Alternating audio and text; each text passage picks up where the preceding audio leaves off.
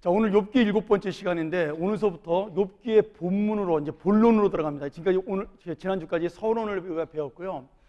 오늘서부터는 본론으로 들어가서 본격적인 욥과 세 친구의 논쟁이 시작이 됩니다. 그런데 우리가 이 4장 이후로 나타나는 모든 본문을 전부 다 볼 수가 없어서 제가 어떻게 나눴냐면 욥과 세 친구의 논쟁을 세 가지로 나눠서 엘리바스 제일 처음, 그 다음 두 번째 친구, 세 번째 친구, 그 다음에 엘리후, 이런 식으로 네 번 나눠서 제가 그것을 전부 종합해서 여러 번 막 섞여가지고 논쟁을 하지만 실제로 논쟁하는 사람의 그 주제는 다 같습니다. 그래서 그 부분들을 종합해서 제가 전체적으로 어떤 논쟁을 욥과 하고 있는가에 대한 말씀을 살펴보려고 합니다. 그래서 오늘 욥과 엘리바스의 논쟁은 4장과 5장, 그 다음에 15장, 그리고 22장, 그리고 23장, 24장, 여기 이 네 번이 지금 그 욥과 엘리바스의 논쟁에 나오는 본문의 내용들입니다. 그러니까 오늘 이 앞뒤 두 페이지로 된 이 원고가 전체 지금 엘리바스와 욥의 논쟁에 대한 전체적인 계략을 설명하고 있다라고 보시면 되고요. 여러분들은 그냥 읽으셔도 사실은 잘 모르실 거예요. 갑자기 엘리바스가 나왔다가 막 엘리후가 나왔다 막 튀어나오기 때문에 잘 모르지만 뭐 소발이 나왔다가 그러나 그냥 이거 보시고 차근차근 요 사람이 한 말은 쭉 이런 거구나, 소발이 한 말은 쭉 이런 거구나, 뭐 이렇게 정리하시면서 읽으시면 될 것 같습니다. 자, 오늘 저는 여러분하고 서론만 하고 좀 마치려고 그러는데요. 아까 그 한시예배 때 우리 그 가수였던 강유성 형제가 와서 그 강의를 했어요. 간증이 아니라 새신자를 위한 강의를 했는데, 야, 얼마나 잘하는지. 여러분, 저는 간증하는 것을 썩 좋아하지 않습니다. 왜냐하면 간증은 자기의 과거를 이야기하고 예수 믿는 것을 얘기하고 그 다음에 미래에 어떻게 살 것인가를 얘기하는 거잖아요. 근데 대부분의 사람은 간증을 하면서 과거의 이야기를 많이 하고 그 다음에 예수께 은혜 받은 이야기를 많이 합니다. 그리고 미래에 내가 어떻게 살겠다는 얘기가 그렇게 많지 않아요. 대부분 그 유명한 사람들의 간증이. 그래서 간증의 위험한 점은 뭐냐면 지금은 내가 하나님의 은혜와 성령 충만으로 인해서 이 간증을 듣고 또 하고 은혜를 받을 수가 있지만 그 사람이 살다 보면 어떻게 되죠? 변할 수 있다라는 거예요. 사람은 누구도 모르는 거잖아요. 그렇죠? 아니 목사님들도 변하는데 평신도들이 안 변하겠어요? 그래서 내가 하나님께 이렇게 자랑스럽게 은혜를 받았다라는 것을 자랑하는 것은 썩 좋은 간증은 아닌 것 같아요. 그래서 가장 좋은 간증은 어떤 한 사건, 아니면 내가 구원받기 이전의 모습, 그 다음에 어떻게 받았나, 그리고 다음에 어떻게 구원받은 자로 살 것인가에 대한 이야기만 하고 그 중간에 자기 얘기를 하고 끝나는 것이 좋습니다. 그리고 특별히 젊은 사람들은 간증을 안 하는 것이 저는 훨씬 더 낫다고 봅니다. 근데 오늘 우리 왔던 그 가수 강윤성 형제는 정말 그 간증을 하면서도 성경에 있는 말씀을 너무 정확하게 잘 전하더라고요. 그리고 아주 보편적이고 상식적이면서 성도들이 아주 기본적으로 생각해야 될 그런 것들을 전했기 때문에 제가 오늘 청년들에게 굉장히 큰 도움이 됐을 거라고 생각이 됩니다. 아마 그리고 조금 제 설교를 기록하거나 적고 계신 분들은 아마 제 설교회가 했던 내용과 강유성 형제가 전했던 내용이 거의 똑같다라는 것을 조금 본문은 다르고 예언은 다를지 몰라도 지금 전하고자 하는 얘기는 다 똑같다라는 것을 아마 이해하셨을 거예요. 여러분, 같은 성경을 보고 같은 진리를 보는 사람은 같은 이야기를 할 수밖에 없는 겁니다. 그래서 우리가 그래서 목사님이 중요한 거예요. 목사님이 능력이 많고 은혜가 많고 이게 중요한 게 아니라 성경을 정확하게 가르칠 수 있는 목사님이라는 사실이 중요한 겁니다. 그거는 많이 배웠다고 되는 것도 아니고요. 기도를 많이 한다고 되는 것도 아닙니다. 내가 하나님 앞에 정말 말씀만 가르치기로 결심을 하고 그렇게 말씀을 보는 게 굉장히 중요합니다. 많이 배울수록 또 자기 얘기를 많이 하게 돼 있거든요. 자, 오늘은 제가 이 서론에 대한 이야기를 하면서 선입관과 고정관념에 대한 이야기를 좀 하고 여러분하고 이야기를 나누려고 합니다. 자, 하나님은 상식과 그 다음에 이 상식은 나쁜 의미의 상식이 아니라 일반적으로 내가 생각하는 이럴 것이다 저럴 것이다라는 그 상식을 뛰어넘는 분이라는 거죠. 그 다음에 하나님은 나의 경험, 이 경험은 뭐냐면 고정관념이라는 건데 내가 지금까지 이렇게 살았는데 이렇게 되더라. 아니면 내가 어떻게 사는 것을 보았는데 항상 그것은 그렇게 되더라. 이런 고정관념을 뛰어넘는 분이라는 거예요. 이 고정관념과 상식 속에, 다시 말하면 선입관 속에 뭐가 있냐면 내가 지금까지 배워왔던 지식이 들어있습니다. 우리의 지식이 전부인 것으로 착각하는, 그것이 전부 옳다고 생각하는 것을 잘못된 것도 옳다고 여기는 그 지식이 얼마나 큰 문제를 일으키는가에 대해서 우리가 오늘 말씀을 통해서 볼 수가 있는 거죠. 무슨 말이냐면 욥의 세 친구는 다 내용은 다르지만 결국 욥을 자기들이 갖고 있는 신앙의 고정관념, 자기들이 갖고 있는 신앙의 선입관을 가지고 욥을 책망을 하고 야단을 쳤어요. 여러분, 근데 그 고정관념과 선입관은 지금 욥에게는 해당되지 않는 이야기라는 겁니다. 특별한 경우도 있다라는 거죠. 자, 우리가 이제 그 얘기를 차근차근히 하면서 한번 이 말씀에 대한 고정관념과 선입관에 대한 예를 한번 제가 몇 가지 들으면서 생각해 보도록 하죠. 하나님이 우리를 구원하실 때 그 사람의 가능성에 대해서 하나님은 절대로 선입관을 가지고 바라보지 않으십니다. 무슨 말이냐면 이 사람이 그 강도였어요. 근데 그 사람을 구원했어요. 근데 우리 마음속에는 뭐가 있죠? 이 강도가 만약에 정가 한 10번 되는 사람이 우리에게 새신자로 등록하면 여러분 부담 되겠습니까? 안 되겠습니까? 사랑이 많아서 우리에게는 부담 안 되죠. 그런 줄 믿습니다. 부담이 안 될 것 같습니다. 아니죠. 사실은 되죠. 사실은 됩니다. 여러분, 장발장 영화가 왜 나온 줄 아세요? 그 레미제라블 영화가 왜 나온 줄 아세요? 그 선입관으로 계속해서 장발장을 봤기 때문에 한 사람의 영혼을 지금 변화를 인정하지 못하는 무슨 경감이에요? 그 루 머시기 경감이 계속 평생을 쫓아다니잖아요. 그 사람은 자기가 잘못 본 하나의 선입관, 한 번 도둑질한 놈은 영원히 도둑질한다는 이 선입관 때문에 남의 인생도 망쳤지만 자기의 인생도 그런 사람을 쫓다가 망친 사람입니다. 결국 자살하죠. 자기의 인생의 그 회유와 잘못함을 느끼고요. 근데 하나님께서는 우리를 그런 식으로 보지 않으신다는 거죠. 내가 한번 구원한 하나님의 백성이라면 그 백성은 얼마든지 변할 수 있다는 것을 주님께서는 염두에 두고 우리를 바라보고 구원을 하신 겁니다. 그 대표적인 사람이 누구냐면 신약의 빌레몬서에 나온 오네시모라는 사람이에요. 오네시모는 주인의 돈을 도둑질해가지고 도망갔던 사람이죠. 그래서 바울이 그를 감옥에서 만나서 전도해가지고 그 교회 지도자로 삼기 위해서 그를 키우려고 작정했을 때 제일 먼저 한 일이 뭐냐면 원래의 주인이었던 빌레몬에게 보내서 용서를 받게 하고 노예의 자리에서 해방시키는 일이었습니다. 근데 바울은 그 오네시모가 도망했던, 주인의 돈을 가지고 도망했던 사람이지만 그러나 그 사람이 하나님의 말씀으로 변했기 때문에 그때부터는 도망자로 본 것이 아니라, 도망한 노예로 본 것이 아니라 자기의 형제와 자매로 보게 된 겁니다. 그래서 그를 믿고 어떻게 해요? 빌레몬에게 편지를 보내서 내가 오네시모를 전도했고 만일에 오네시모가 너에게 피해를 끼친 것이 있다면 내가 대신 갚아줄 테니까 오네시모를 용서하고 그를 하나님의 일꾼으로 세우자라고 권면을 하게 됩니다. 그리고 빌레몬은 그 바울의 편지를 받고 성경에 나오진 않지만 오네시모를 용서했을까요? 안 했을까요? 네, 용서했습니다. 용서했죠? 그래서 나중에 오네시모는 에베소 교회의 감독이 됩니다. 여러분, 한 사람을 우리가 변화 있고 가능성 있게 바라본다는 것이 얼마나 큰 하나님의 사랑이며 은혜인지 모릅니다. 여러분, 우리가 이제 MBTI라는 게 있어요. 우리 어르신들은 잘 모를 텐데 사람의 기질을 검사하는 그런 그 프로그램이 있습니다. 근데 정확도가 98% 정도 돼요. 어른들은 그 힘들어서 못하는데 제가 제자훈련반은 MBTI는 못했고 DISC로 한번 한 적이 있습니다. 우리 그 임직자들하고. 근데 거기에 보면 자기의 성격과 기질과 내가 좋아하는 것들이 쭉 나와요.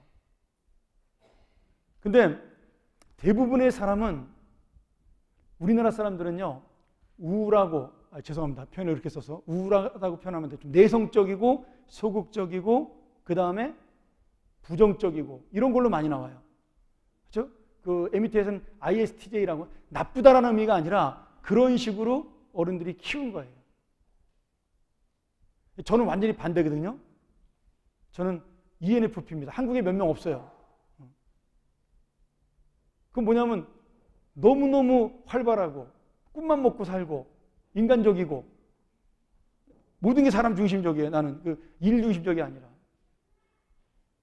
그런데 나이를 먹으면 그게 변할까요? 안 변할까요? 변할까요? 안 변할까요? 변합니다. 변하는 거죠. 왜 변해요? 자기가 살아가는 습관 때문에 변하게 되어 있습니다. 많이 변하지는 않을지라도 많이 변하는 사람도 있어요.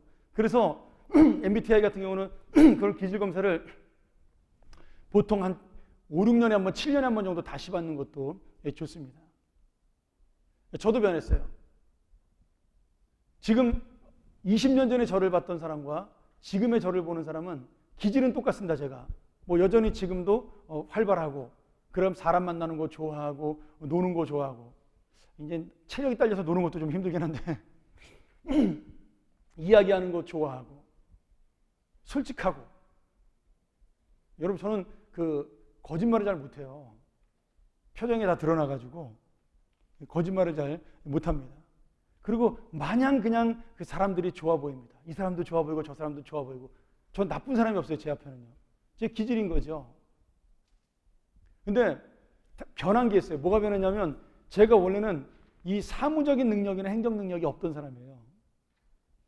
성격이 그러니까 뭔가 이렇게 대강대강 넘어가고 막 이러잖아요. 뭐 지금도 그러는 거 많습니다만은 제 일에 대해서는 그렇지만 제가 교회 일은 많이 바뀌었어요. 왜냐하면 제가 부목사를 10년 하면서 뭘 했어요? 행정을 오래 한 거예요. 담임 목사님이 계속 체크하는 거 시키고 기획하는 거 시키고 프로그램 하는 거 시키니까 나는 전혀 그게 맞죠. 나는 원래 뭐가 좋냐면 놀러 가서 같이 어울려주고 가르치는 거 좋아하고 이런 거 좋아하는데 가니까 목사님이 그런 거 할 사람이 많으니까 너는 다른 거 해라. 그래가지고 뭘 시켰냐면 매일 만드는 걸 했어요. 뭐 기획하고 홍보하고 그리고 프로그램을 제작하고 예배 세팅하고 이런 걸 많이 했어요. 그러니까 제가 이제 어디에 능숙해지기 시작했냐면 QCT의 달인이 되기 시작을 했습니다. 무슨 행사를 하면 요만한 종이에다가 5분 단위로 QCT를 만들어서 항상 체크하는 게 습관이 됐어요. 제가 저희 부목사님들한테 절대로 그렇게 안 시킵니다. 제가 너무 고생을 했기 때문에. 그래서 어느 부분에는 마이크 볼륨을 좀 더 뭐 올리고 어느 부분에 조명을 좀 약하게 뭐 이런 거. 이 찬양이 끝난 다음에는 다음번 찬양은 약간의 5초의 퍼즈가 흐르고 음악이 흐르게 하고 뭐 이런 거 그런 거 많이 했거든요. 그렇게 하다 보니까 사람이 어떻게 돼요? 자꾸 체크하는 버릇이 생겨나기 시작하는 거예요. 그러면 어떻게 되죠? 사람이 치밀해집니다. 자료를 자꾸 모으게 되고 어쩔 수 없이 행사를 자꾸 해야 되니까. 저는 관리하고 모으는데 전혀 관심이 없는 사람이에요. 그런데 그렇게 일을 하다 보니까 제 컴퓨터 안에 폴더에 점점 그 파일이 늘어나기 시작을 했어요. 무슨 행사, 무슨 기획, 무슨 프로그램 이런 것들이 쭉 늘어나기 시작을 했습니다. 여러분 제가 잘해서가 아니라 열심히 하다 보니까 사람이 그렇게 변해가더라는 거죠. 여러분 그 말은 뭐냐면 사람은 환경에 따라 변할 수 있다라는 거예요. 이 말의 의미는 예수님은 그것을 인정했다라는 거죠. 어떤 한 사람을 구원했을 때 이 사람이 어떤 환경 속에 들어가면 하나님의 사람으로 바뀌는데 긍정적으로 바뀔 수 있다는 것을 주님은 인정하시고 있다는 거예요. 여러분 가족끼리 가장 어려운 사람 전도하는 게 가족끼리 전도하는 거예요. 그리고요 가족끼리 뜨겁게 기도하는 게 제일 어려워요. 너무 잘하니까 서로. 제가 내년서부터 우리 교회에서 매주 가정 예배를 드리려고 지금 제가 계획 중에 있습니다. 그래서 여러분 주보를 한 페이지 더 늘려서 거기에 매주 가정 예배 시트지가 나가서 일주일에 한 번, 뭐 매일은 못 드리더라도 일주일에 한 번은 날을 잡아서 온 가족이 모여서 이거는 의무입니다. 이제 온 가족이 모여서 애들이 학원을 갔든 말든 학원을 갔으면 12시에라도 끝나고 오면 같이 가족이 모여서 예배를 드리는 날을 하루를 제가 잡아서 여러분에게 하려고 그래요. 근데 여러분, 제가 그 일하는 게 쉬울까요? 어려울까요? 네, 목사가 더 어렵습니다. 왜요? 저는 맨날 교회와 살잖아요. 맨날 예배 속에 살잖아요. 거의. 우리 집 사람도 매일 교회와 살잖아요. 그리고 우리 딸은 아빠 엄마를 맨날 교회에서 보고 집에서는 또 다른 모습으로 보잖아요. 그럼 갑자기 내가 식탁에 앉아가지고 예림아 예배드리자 할렐루야 이러면 걔가 갑자기 내가 거룩해 보일까요? 아니 아빠 아까까지만 속옷바람으로 돌아다녔잖아. 왜 이래? 그럴 가능성이 높다라는 거예요. 그래서 같은 가족끼리 너무나 잘하는 사람끼리는 경건하기가 쉽지가 않습니다. 반대로 저는 또 집에서 너무 편하게 지내니까 그렇고 반대인 사람들이 있어요. 어떤 사람들이냐면 집과 교회가 완전히 다르게 행동하는 목사님들이 있습니다. 옛날 나이 많으신 목사님들이 많이 그랬어요. 뭐 저희 작은 집도 목사님이지만 좀 그런 모습이 있었고 제가 듣기로. 그리고 내 친구의 아버지들은 다 그런 모습을 갖추고 있어서 내 친구들은 전부 아버지를 싫어했습니다. 근데 싫어하는 사람이 다 누구냐면 목사님이에요. 장로님 아들이 장로님 싫어하는 건 별로 없더라고요. 근데 목사들은 다 아버지를 싫어하더라고요. 왜냐하면 아버지가 교회하고 집에서 다른 거예요. 그리고 별로 집에 관심이 없는 겁니다. 사랑받지 못하는 거죠. 교인들 앞에서는 막 따뜻하게 대하고 그냥 막 그러는데 집에 오면 차가워지고 힘드니까 집에서 좀 쉬고 싶으니까 그렇게 되는 거죠. 그런 모습을 보면서 아버지에 대한 존경심이 사라지니까 우리 아버지는 원래 이런 사람이야 이렇게 생각을 하고 아버지가 진짜 자기를 사랑하는지에 대해서 몰랐던 그런 사람들이 굉장히 많습니다. 제가 대학 때 그런 고민했던 친구들이 몇 명 있어요. 그러면서 아버지 이제 비난을 하는 거죠. 야, 우리 아버지는 진짜 교회 사는 거 한 10분의 1만 나한테 했으면 좋겠다. 그럼 저는 더 열이 받죠. 야, 이 자식아, 나는 그런 아버지라도 하나 있었으면 좋겠다. 이러면서 이제 서로 위로하고 격려하는 거죠. 근데 이제 그런 모습들이 뭐냐면 내가 갖고 있는 그 틀 안에서 보는 선입관이에요.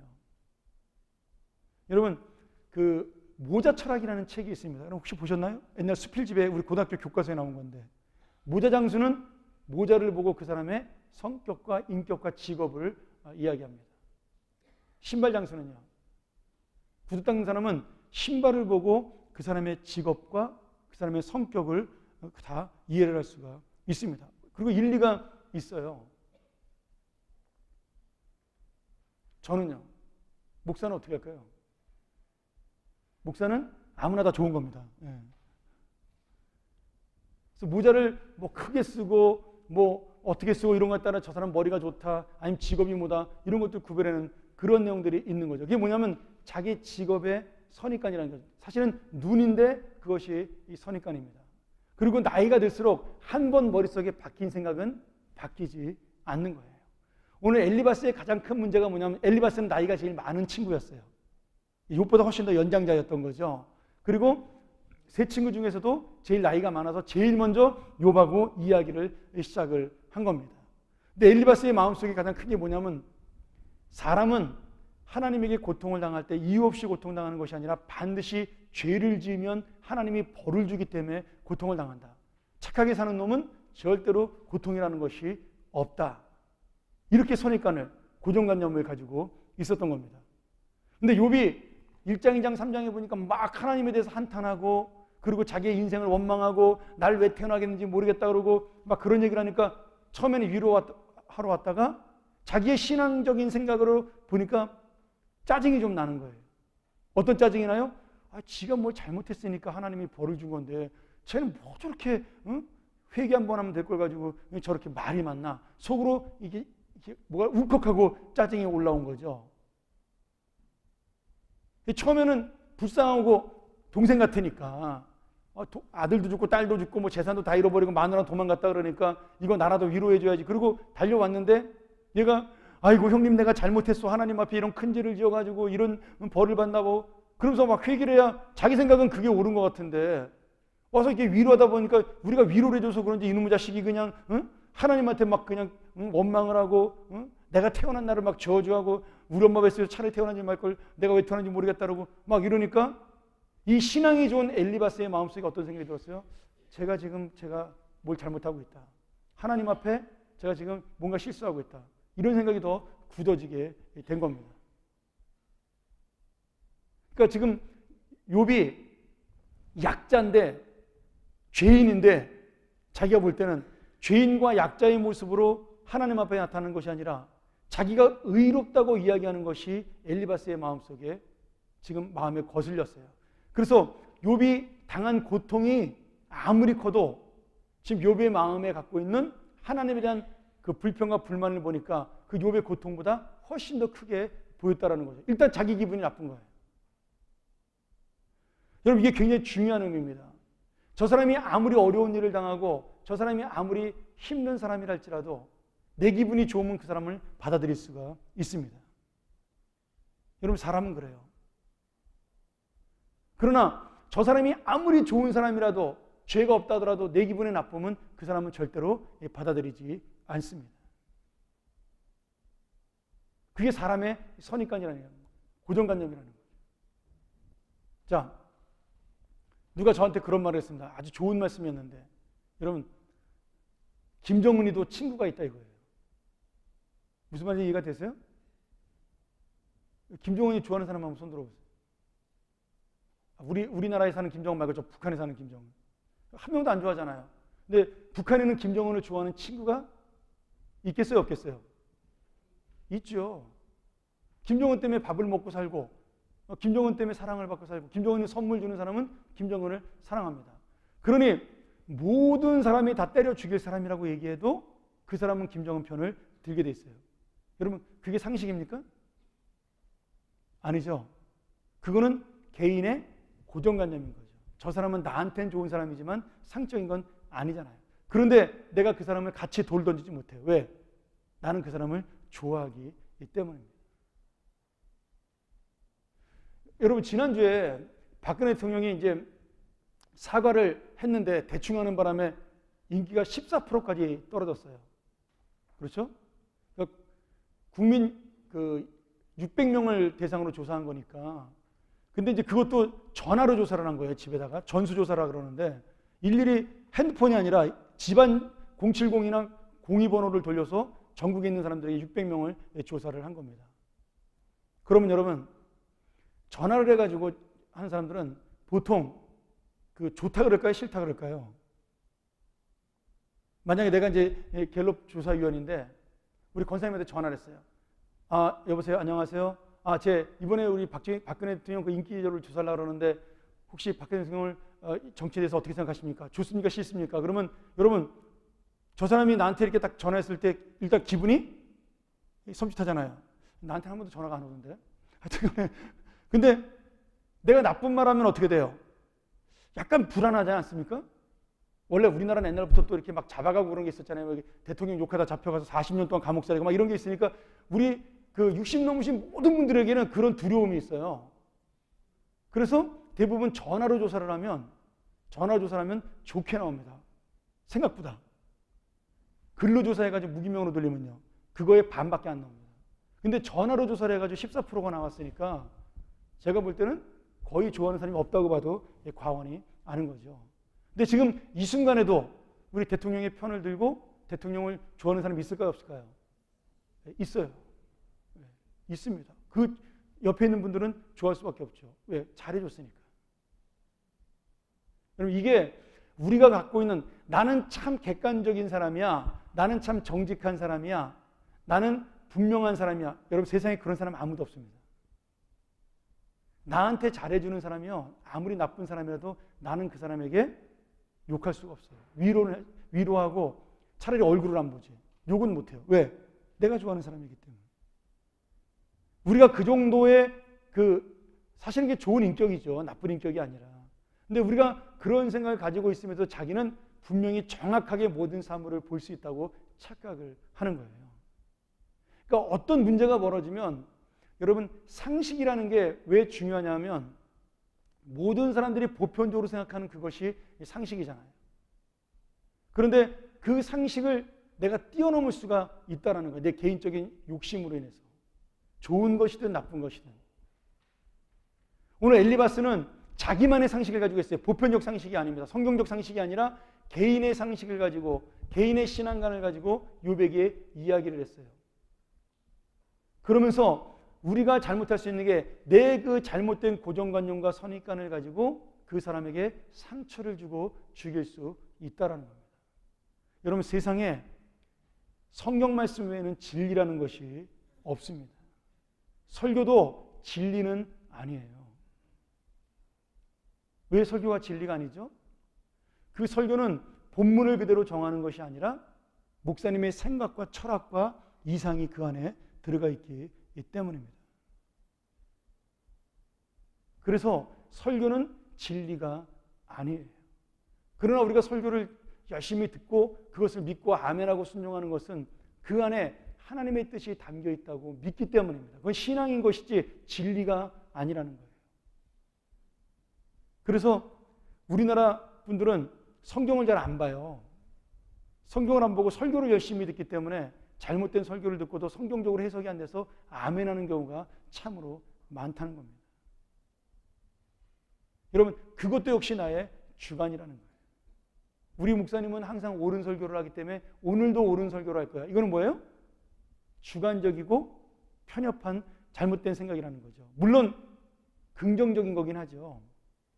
왜냐하면 그 사람의 살아온 인격과 평소의 모습을 보면서 그 사람을 판단하는 거니까 사실은 어떻게 보면 가장 정확한 걸 수 있지만 그래도 저 사람은 실수하지 않을 거라고 인정하는 것은 잘못된 거라는 거예요.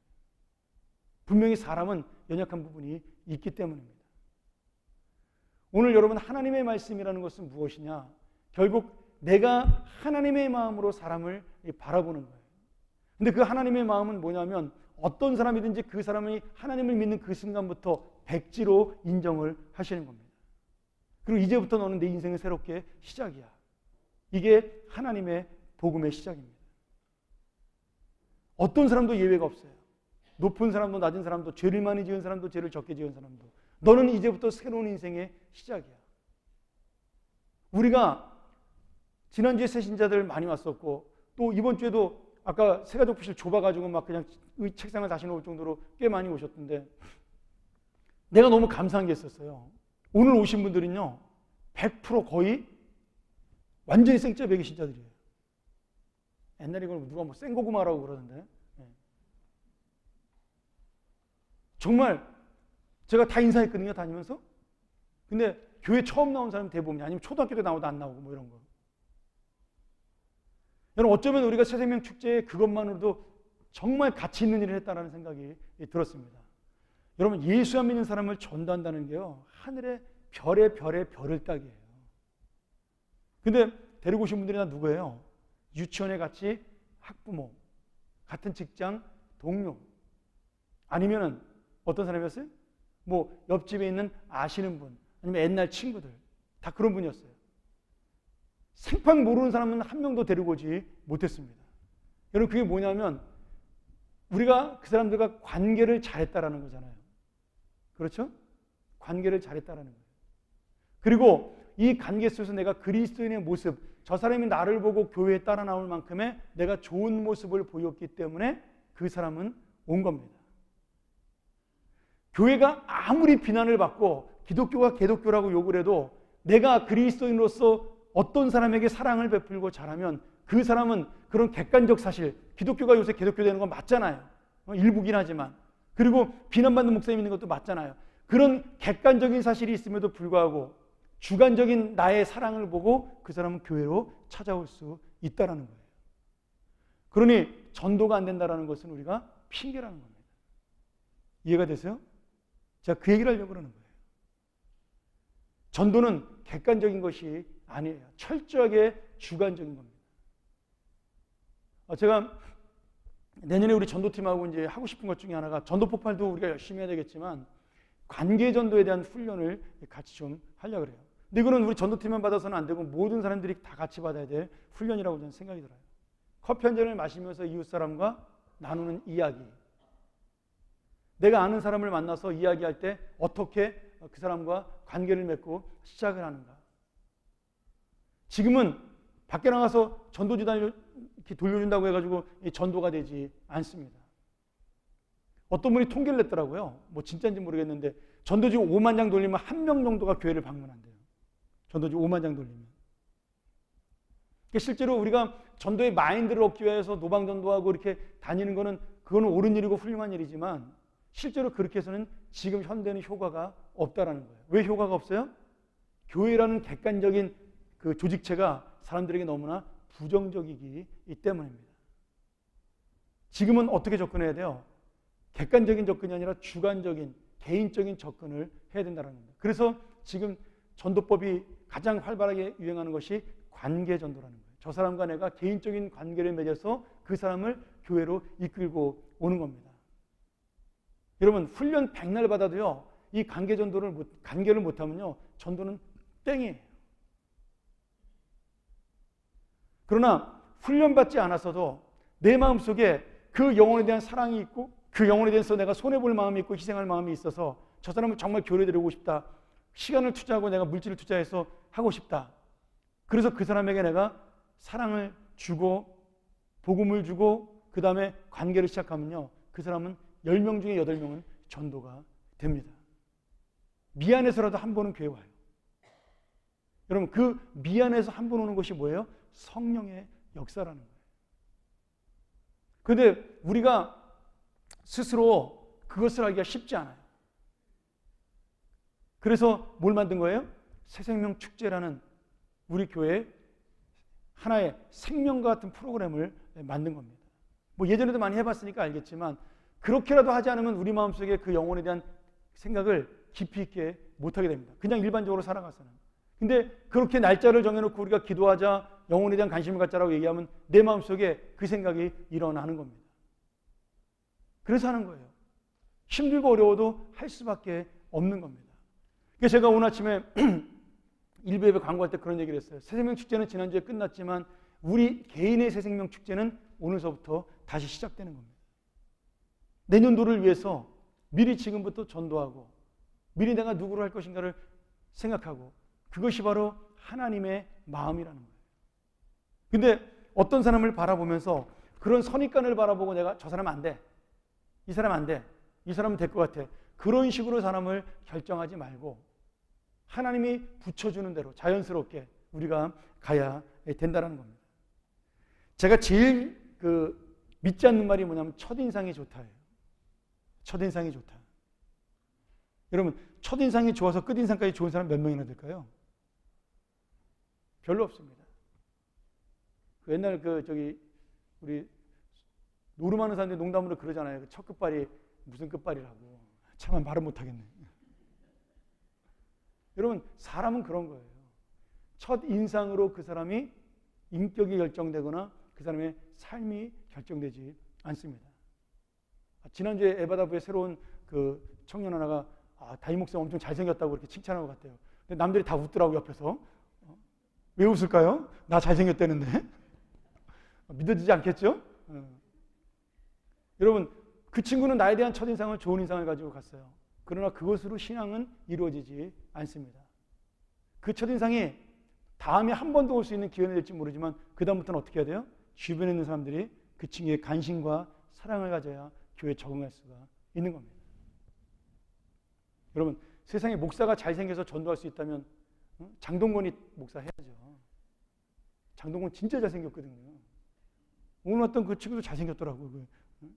근데 강규성보다 장동건은 한 3배 정도 잘생겼어요. 조각 같아요.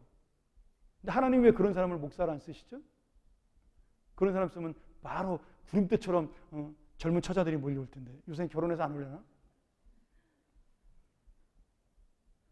저는 가끔가다 그 생각을 해요. 하나님이 누가 요새 뜨는 태양의 제국 후예인가 제국인가 뭐 그 친구 걔 회심시켜가지고 예수 믿고 신학해가지고 목사 되게 하면 그 사람 하나 때문에 교회 엄청 올 거 아니에요. 여러분 그럴 것 같으세요? 아닙니다. 그렇지 않아요. 하나님의 역사는 그렇게 일어나지 않는다는 거예요. 그게 이제 우리 인간의 생각이라는 거죠. 하나님은 어떻게 하기를 원하시는 거예요? 우리 한 사람 한 사람이 영혼에 대한 감정과 아픔을 가지고 그 사람을 붙잡기를 원하는 겁니다. 예수님이 그 영혼을 붙잡았듯이 하나님이 그 사람을 사랑해서 아브라함이라는 한 사람을 구원해서 그 사람이 죽는 것까지 교통하시며 관계를 맺으며 그 한 사람을 통해 하나님 나라를 이루어가는 것처럼 하나님은 우리가 그렇게 하나님 나라를 세워가시기를 원합니다. 왜냐하면 하나님 나라는 희생과 눈물과 땀과 피로 이루어지는 나라이기 때문이에요. 좋은 것으로 이루어지는 나라가 아니라는 거예요. 우리의 헌신이 없으면 이루어질 수 없는 나라이기 때문에 하나님은 그렇게 예수님의 피를 요구하셨고, 그리고 지금은 우리에게 그것을 요구하신다는 거예요. 오늘 엘리바스가 욥에게 잘못한 건 딱 하나입니다. 그가 똑똑하지 않아서도 아니고 신앙이 없어서도 아니에요. 욥의 그 마음을, 아픈 마음을 진짜로 이해하려는 그런 사랑이 부족했다는 거예요. 여러분, 내 마음에 안 드는 사람도 있어요. 누군들 다 싫은 사람 없겠어요. 괜히 10원짜리 한 장 나한테 손을 안 끼쳐도 괜히 꼴 보기 싫은 사람이 있다고요. 그런데 그 사람에게 다가가라고 오늘 주님이 말씀하시는 겁니다. 그 사람을 사랑은 못해도 인사는 하라고 말씀을 하시는 거예요.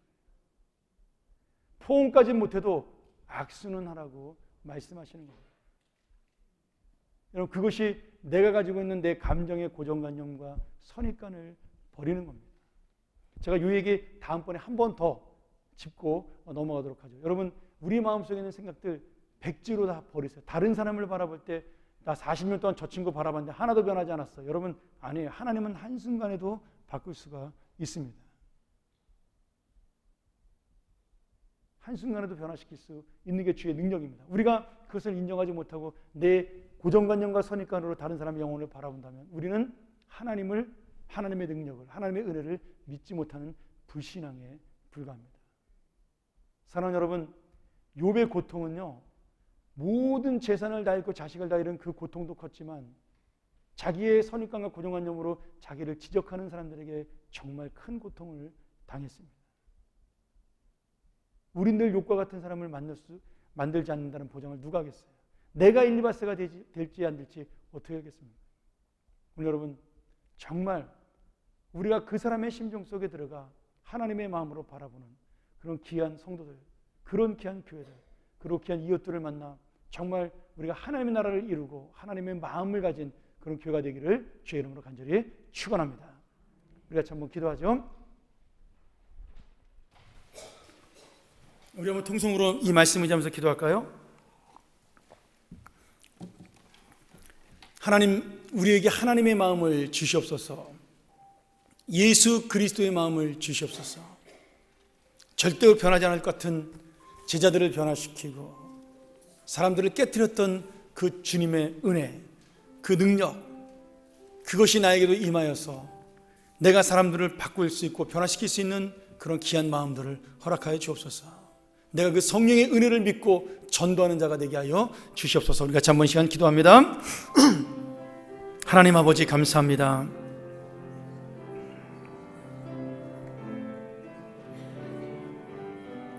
아버지 하나님께서 우리에게 주신 이 귀한 믿음의 은혜, 나를 하나님께서 죄인으로 보지 아니하시고 하나님의 자녀로 바라보아 주시며 나의 과거를 묻지 않으시고 나의 생각을 묻지 않으시고 오직 내가 너를 사랑한다고 말씀하셨던 그 마음, 그 은혜를 내가 간직하며 놓치지 않도록 인도하여 주시옵소서.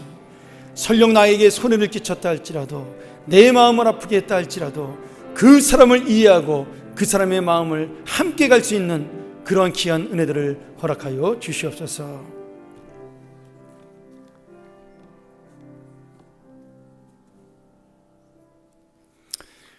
하나님 아버지, 감사합니다. 오늘 우리가 오전 오후에 이렇게 귀한 말씀을 통해 하나님의 마음을 배우기 원합니다. 주님, 내가 약하다는 사실을 인정하면 다른 사람도 연약하다는 사실을 받아들일 수 있도록 인도하여 주옵소서. 내가 주님을 배신할 마음이 있다라고 느낀다면 다른 사람도 그럴 수 있다는 것을 이해할 수 있도록 인도하여 주옵소서. 아버지 하나님, 떠난 제자들을 붙잡으신 예수님의 마음, 자기를 버리고 도망했던 제자들을 사랑했던 그 마음, 그리고 끝까지 그들을 믿고 모든 것을 맡겼던 그 마음, 그 마음이 바로 우리의 마음 되게 도와주시고 우리가 한 영혼을 바라보며 나의 고정관념과 선입관을 버리고 예수 그리스도의 마음으로 볼 수 있는 은혜를 허락하여 주시옵소서. 우리 안에 엘리바스나 소발이나 엘류 같은 사람들이 없게 도와주시고 욥처럼 아픔 당하고 어려운 가운데 있을 때 그의 마음을 진정으로 안아줄 수 있는 그런 하나님의 친구들, 하나님의 놀라운 마음을 가진 자들이 있게 하여 주시옵소서. 지금은 우리 주 예수 그리스도의 은혜와 하나님 아버지의 크고 놀라우신 사랑과 성령의 역사하시는 그 은혜가 오늘 우리의 마음 속에 하나님의 마음으로 살기 원하는 귀한 자녀들의 머리 위에, 저들의 한 주간 동안의 또 생활과 그 삶 위에, 기쁨으로 살아가는 그 인생 위에, 하나님 나라를 세워갈 그 마음 위에, 주님의 귀한 교회 위에 지금부터 영원토록 함께 하실지어다. 아멘.